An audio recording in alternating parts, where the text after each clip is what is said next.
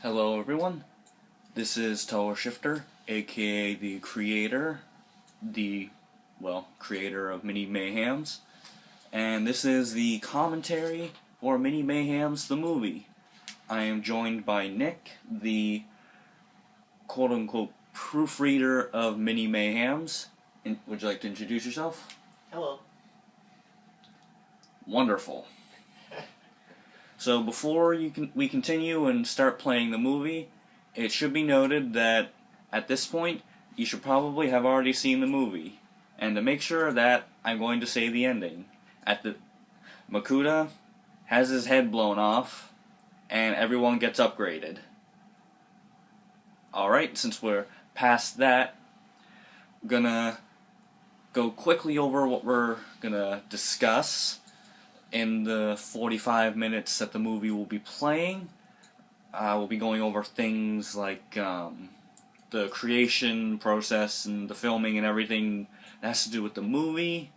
We'll be talking about the actual comic, like the pages and everything, and just in general talking about the series, and a little bit of hints and spoilers about things to come in the future. Alright, well, now press play. Alright, so just to start off, Nick, what was your impression of the movie? Like, did you enjoy it? What were some of your favorite moments, I guess? I really enjoyed it. One of my favorite parts was the battle scene and mostly just how Jack and Hyde was just a really interesting character kind of put together as brothers, and how they really changed from the beginning to the end. Okay, is there anything, just from the creative feedback sort of standpoint, what would you say was your least favorite or something you would have changed? I would probably have changed maybe some of the loudness of the effects, so you can actually hear the voices in the background. Other than that, I'm not too sure what else really changed. Okay. Actually, one of the, getting to the actual movie portion as it's playing, the actual filming, the very first scene filmed was actually not the first scene played. I keep saying get ready for a lot of ums. Maybe there should be an counter. The first scene that was actually filmed was scene, or as I call them, sections. Section 7, which is the scene where Hive and Umarak are discovering Makuta, and there was a lot of issues filming that one, mainly just because it was such a tight space. Because it was really difficult to not get me in the frame. I know that there are some scenes where you might see my hand sort of propped around a character's feet, but I mean, I tried to. I'm pretty sure there was only one or two instances. To be honest, I don't think I really noticed that at all on film. Yeah, like, the only reason I noticed is just because I'm very finicky about what I do, so. Of course, after all, you are the creator. Of course I am the creator, I have to be. But, the most notable scene, I think, is around the beginning, where around Spur's feet you might see my, top of my fingers, sort of, there. I don't think we got into that one yet, but to the actual viewers, every now and then, check around the bottom of the screen, you might see me. But now that we're rolling into section 3, yeah, there it is, around the bottom of Spur's feet. So as far as actually filming, everything actually went much smoother than I originally thought it would, because I thought for a while that it was just gonna be so long, but it wasn't really. I managed to, if I had to guess, I knocked it out in a combined total of 5 days to a full week. That's pretty good. What was the hardest part making this? It depends on what your definition of hardest is, but as far as filming, anything that sort of required a difficult camera angle, like I said, Section 7, like, it was in such a tight space, and in Section 4 even, when we're first introducing Hybe with his cannon, when you're actually we're about to get to it now soon, actually, when you're looking down, one of the points when you're looking down, you can actually, I believe you can see part of my sweater, and honestly, you wouldn't really know it was me, just because, well, I mean, you might know, because, I mean, some people who do know me know that I like to wear sweaters a lot, and one of my favorite sweaters is a dark blue sweater, and you can sort of see it on the camera, but it's not really something you take notice of. It's just one of those things where, like I said, I'm very, very finicky, and anything that might sort of, in my opinion, sort of skew it or unbalance it is one of those things where just, I don't know, I'm very, very fussy. And actually, one of the other difficult things was the shoulder devils, because, well, they're such small characters, you can't really do anything to make them move other than using the little stands that I made. But even then, it was just, you can only get, like, back and forth and rotating movements. What were your thoughts on the shoulder devils? I didn't really thought they had a huge play into it. Then again, I don't think I really was introduced too much into that part of them. But I think they were a nice part to the Jack and Hyde thing. Yeah, because I originally wanted to have them in the Page series, but the way the filming was going, it was going so quick that I didn't really have time to get them in those last pages before I'd actually start putting everything together. But rather than reshooting pages, I thought, at the very least, I'll make note in the pages of them, because I believe in the page where Jack and Hybe are introducing this new, like, death ray, the Hybe is saying that he mentions, like, little voices in his head, and that's sort of, like, tying into the little shoulder devils, like, the little voices that he hears that are sort of, like, going on, and they don't really affect him. It's just more like a nuisance sort of thing. Do you think they'll play a huger part in the future movie or comic series? The main intention for them, actually, in the movie was that they're sort of tied into his mental state, kind of, like when he's evil, which is actually around when he sort of breaks out of that and his red eye turns back to blue. Before that, we see the shoulder devils disappear. They're sort of meant to be, like, they're sort of meant to represent that he was crazy and evil. I mean, obviously, probably a bad representation of what being crazy is, but it works in this situation. It works. I think it's I wouldn't say a cliche thing, but it's one of those, like,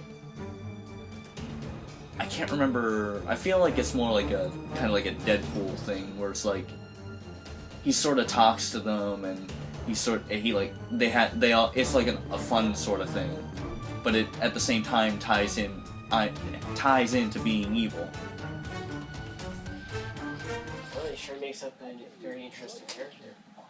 But as far as whether or not they will return, at this point, they 99.9% chance won't, but depending on how things could turn out, we could see variations of them. Could they perhaps almost possess someone else and make them crazy in the future? Well, that's why I say variations, because while them two are specific to to Hybe, doesn't mean that future characters couldn't have such characters tied to them. It'd be very interesting to see who would be affected. Also, I would really like to point this out, that anything you see as far as brands is just one of those things where that it was just in the background, and I'm gonna be very honest, I was very lazy. I'm not sponsored by anybody, and I never will be. But, yeah, it's just one of those things where when I originally shown this movie to my family, one of them mentioned, like, hey, it's a Honeycombs box. And I even remember thinking during filming, it's just like, oh, probably someone's gonna notice that and wonder what's going on. And we're in one of my dialogue heavy scenes as the creator. I gotta ask, where do you think the creator went to? I mean, you probably know, like, the real reason, but as far as, like, the series goes, what do you think happened to the creator?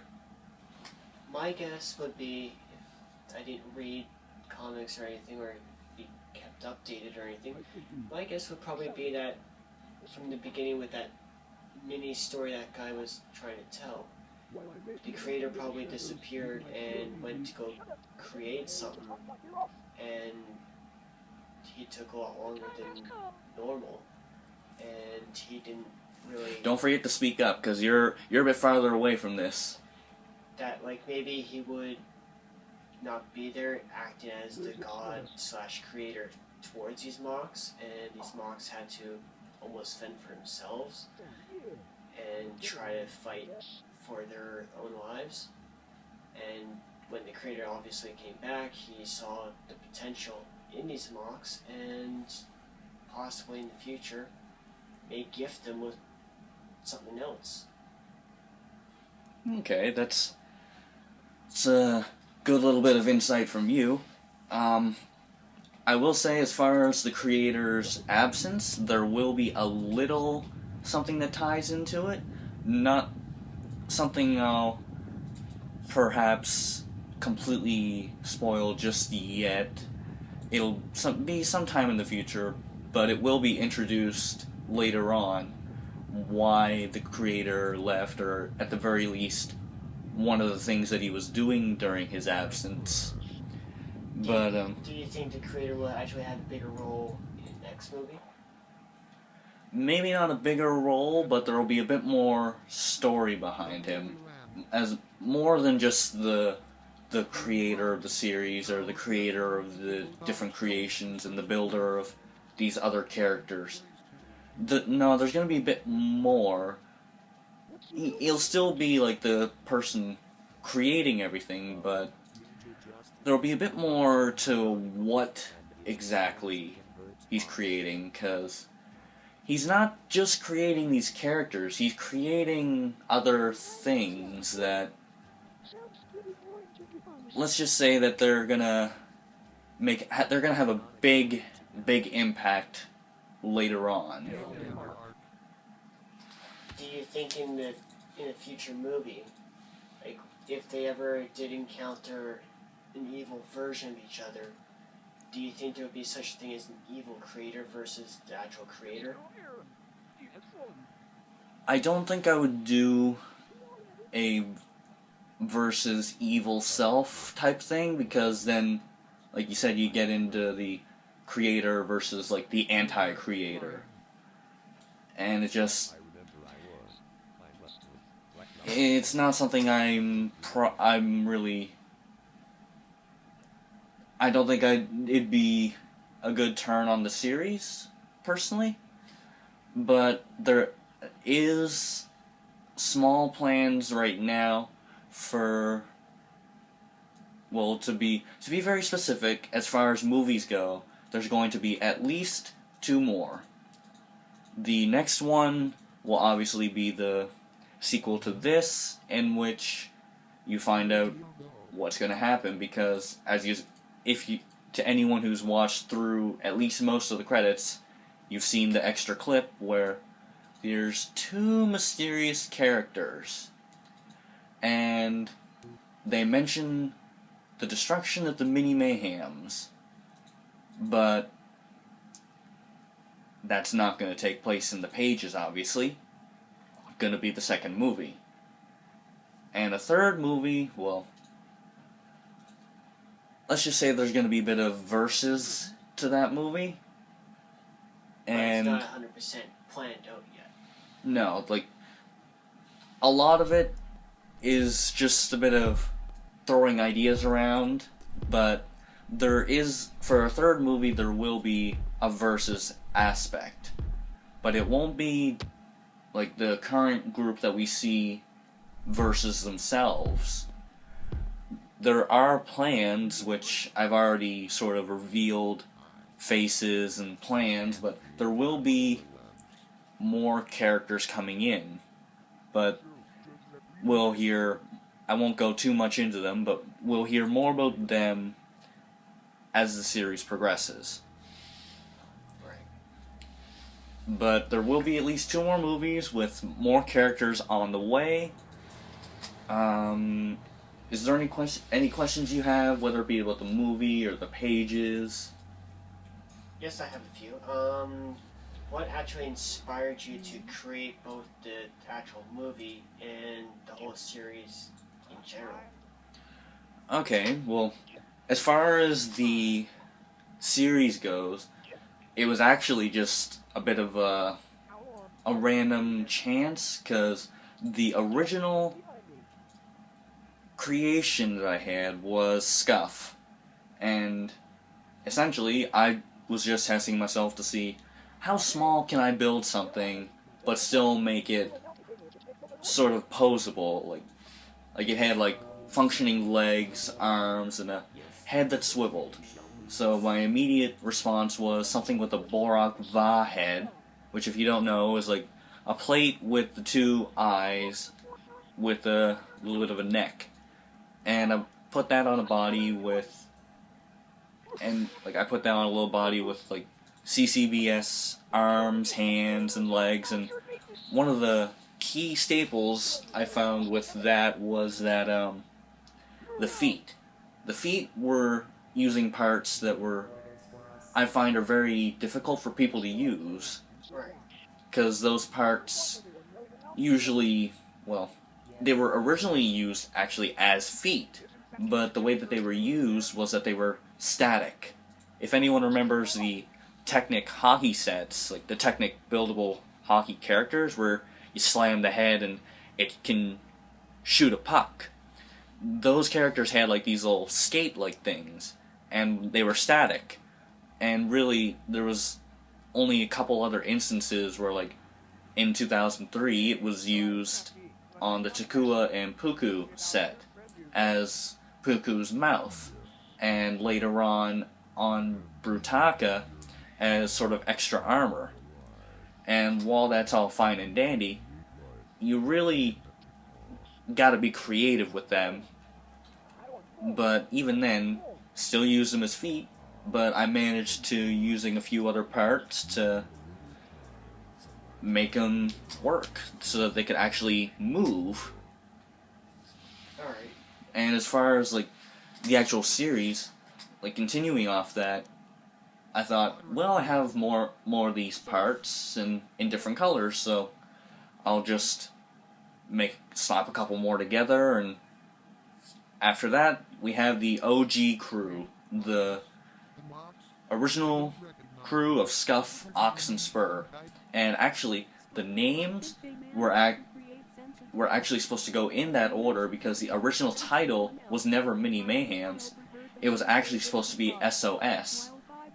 Mainly, the idea behind it was, like, SOS is like a distress signal. Like, it's one of those things where it's like, these guys are going to be causing trouble, so, like, you get it, like, it's meant to be, like, a bit of a funny title, but after a bit of thought, I thought, doesn't really feel like it would fit anymore. So the working title after that became Mini Mayhems. And it just sort of stuck. Right. And as far as the actual movie,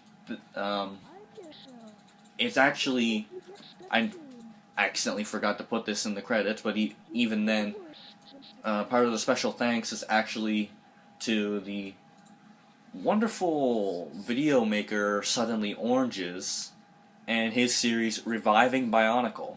It's one of my favorite series, and it's this movie is actually in the same style, using like the filming, just wobbling the characters and pasting over like computer generated voices.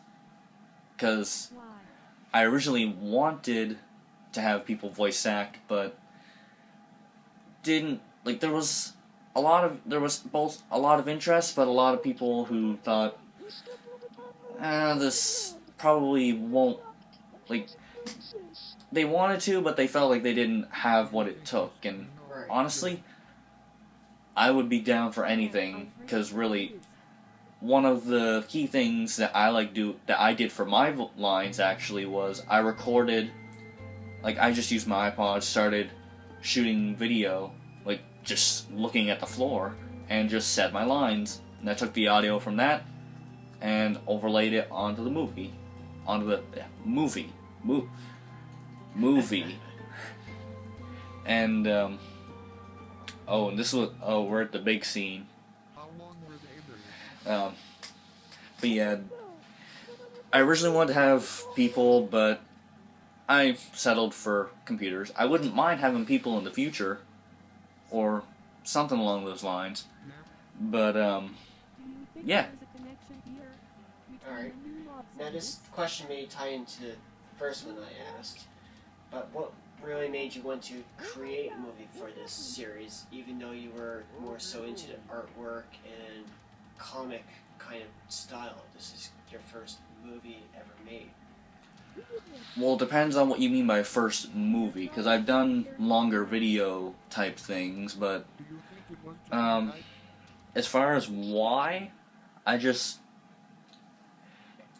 don't really know. It's one of those things where it's thought, wouldn't it be funny if I made a movie of these guys? And after that, I just sort of thought, like, I wonder how I would do it, though, because stop motion, like, people can do it really well. Yeah. But the way that I would have to do it, like you've seen a lot of what happens in the movie. It's really, to get stop motion to work, it would take so much longer, and I just did not have that time. And while I have a lot of patience, and some of my art can prove that, I don't have that much patience, especially putting everything together. Right. So, I just... And you probably don't have the right technology to help aid you in that either. No, because a lot of what the main basis behind everything behind the series is that it's meant to be, like, look like it's on site. It's why I use an iPod to shoot, like, take the pictures, and why I use an iPod to film the movie. Because it's meant to be, like, then and there, and it's meant to be the same style. And it's actually why I used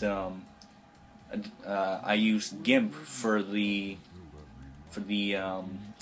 subtitles, as opposed to using something in Premiere Elements, because I wanted it to feel more like the comic pages, where you could see the blue text in Sego script bold, and you would know that's Spur talking, or Red Impact condensed, and you'd know that's Ox talking. Yeah. Which made it really more useful too, because the computer voices, some of them some of the characters really well in my mind, and some of them really don't. But then again, those are just the computer voices. But then when I read the text and everything, it really fits the character. Yeah. Like, if you were to ask me which one of my voices probably for the whole movie that was my favorite, I'm gonna have to kind of go with Neo. Yeah. I'm in that same boat, but I don't know. I'm still very iffy on the computer voice aspect of it, mainly just because I don't know. If I ever could, I would prefer to have actual people, but the reason I would say Neo would probably be the favorite choice is because of the voice used, because it was, I think, the only voice that, no matter what, actually sounded human. Like, it didn't sound really computer generated. Right. I mean, there were some instances like when Neo is like with Scuff on the stairs, looking down over Hyde, Jack, and their couple machines. When she says "army," she says it a little bit awkwardly, like "Army," so, and it just that's where the subtitles would actually become in use as useful. Right. And any other questions? Yeah. I got one more. Any future ideas for the things to come after this very good victory that these guys are having? Okay, well, as far as like the after series, there's already pages in the works. So, I think there's up to page 25 to 28. I don't exactly know at this. I can't remember at this point, and I can't really check. But there's gonna be another 100 pages until the next movie, and then since there's gonna be a third, there will be another 100 pages. But there are big things planned, both as far as like giving the characters a bit more customization, or at the very least more detail, because there are some things that I found I could probably make look better, like some of the shoulders on them. Like I could add a couple parts where it doesn't look so separated, or give the characters hands, like actual like movable fingers, like so they could actually point as opposed to pointing a fist at something. But as far as character, like what will happen to the characters, there's big things planned for some of them. We're gonna see a lot of this movie was a mistake on. I guess you could call it a mistake. Like the events that spawned from what happened between Jack and Hyde, and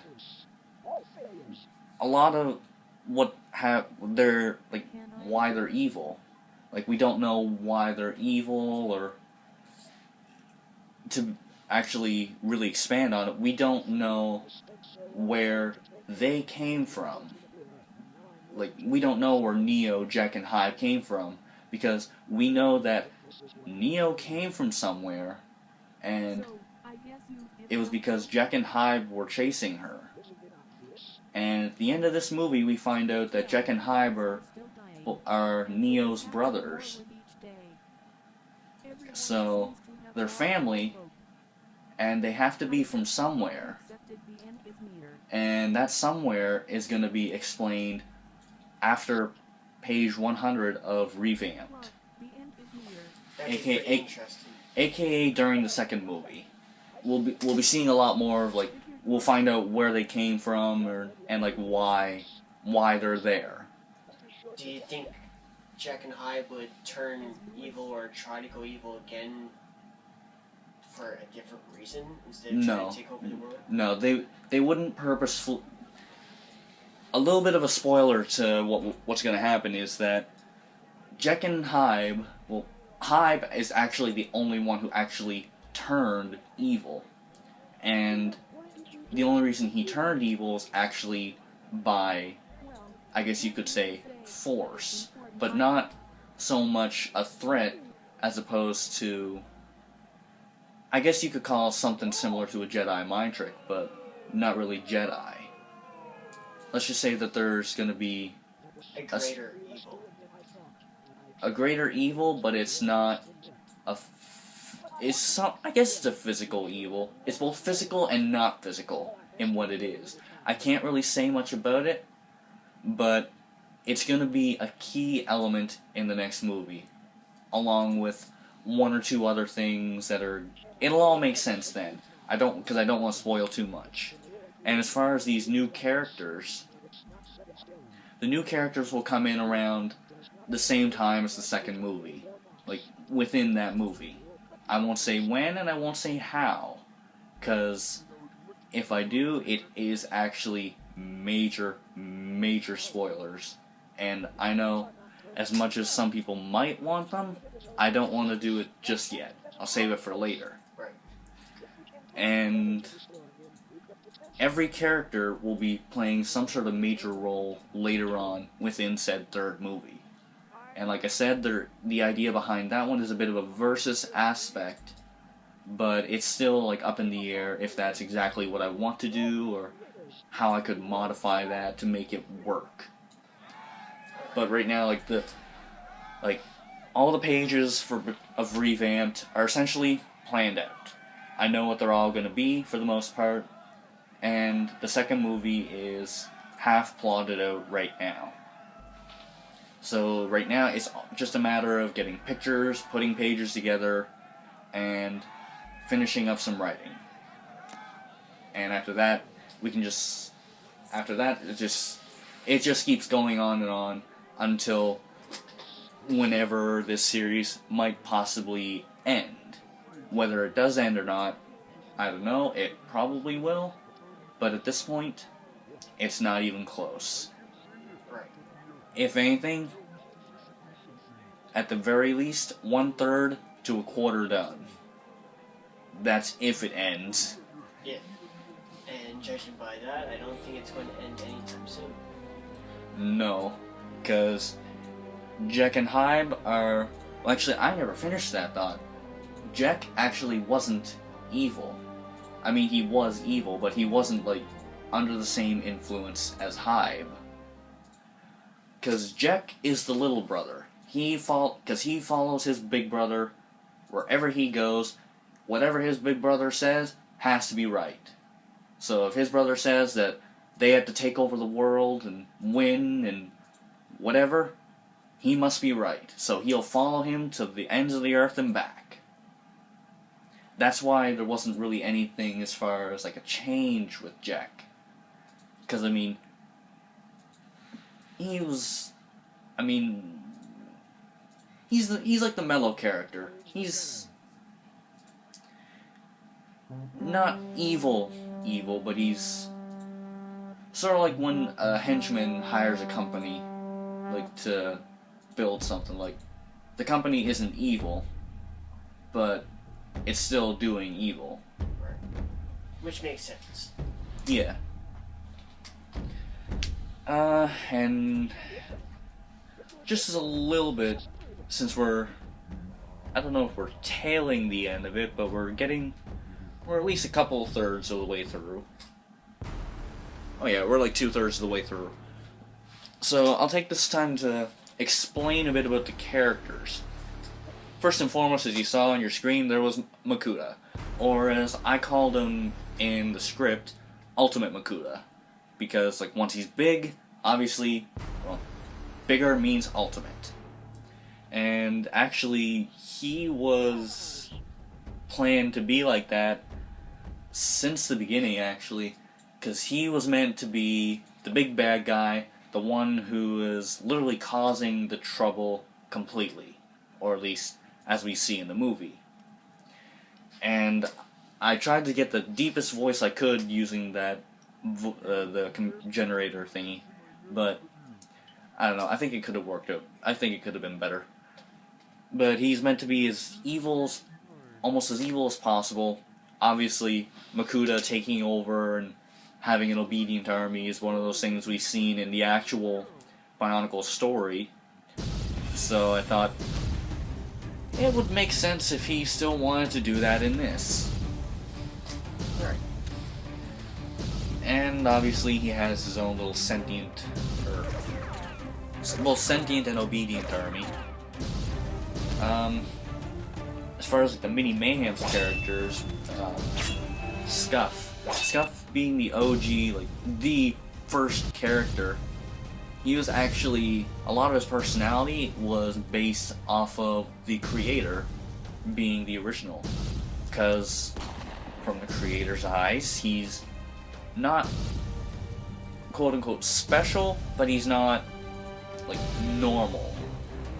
He's sort of like in between, like he's both serious and knows how to have fun. That's the main thing about Scuff. It's one of those things where I feel like it's not as portrayed well in the pages, but it's something I'm hoping to work on a bit. Then we have Ox.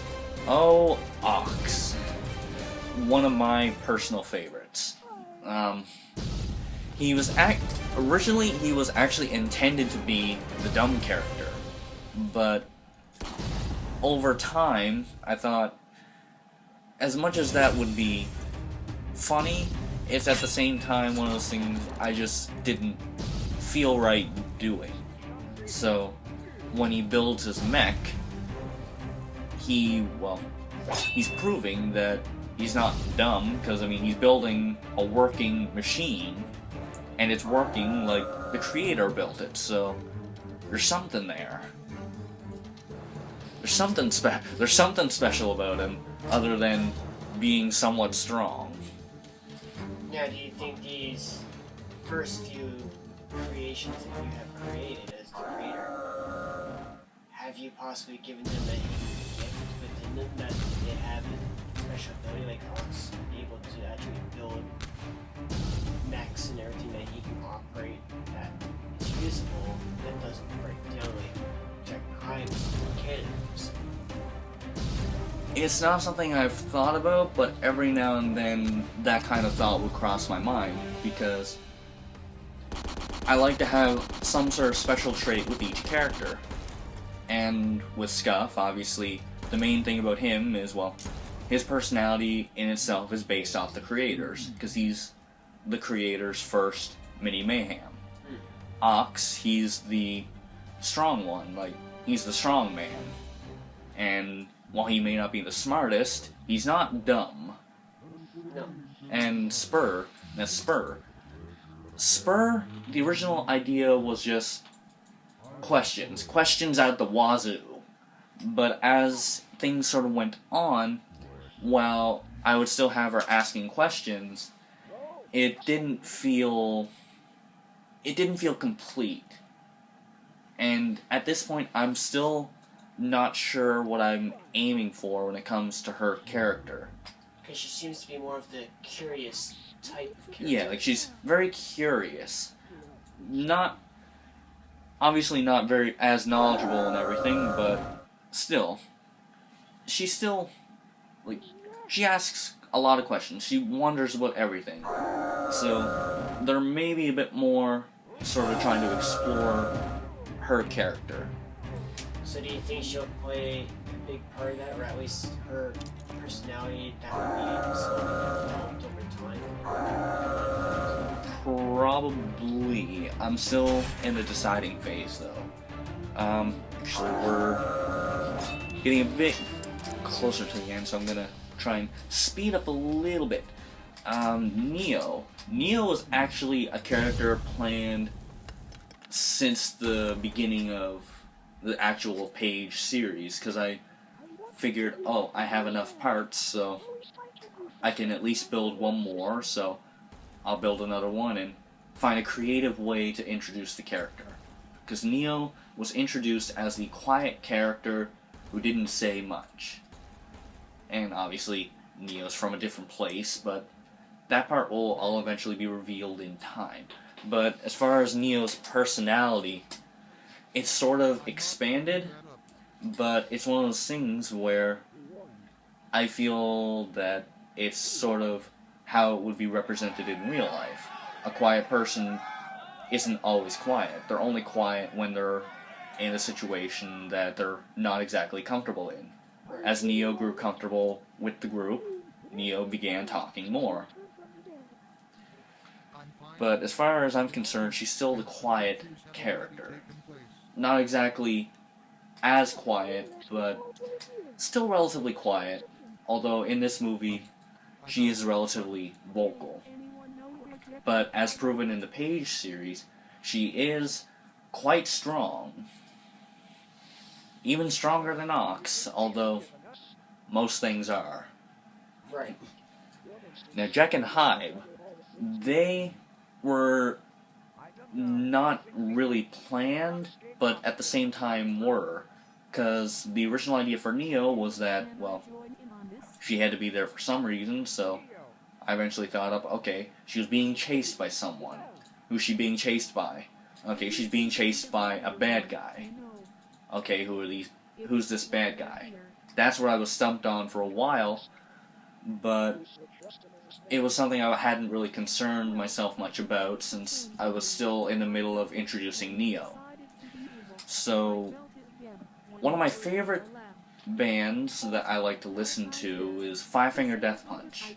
At the time, the new song they released called Jekyll and Hyde. Or Hyde? I'm too used to saying it. Jekyll and Hyde.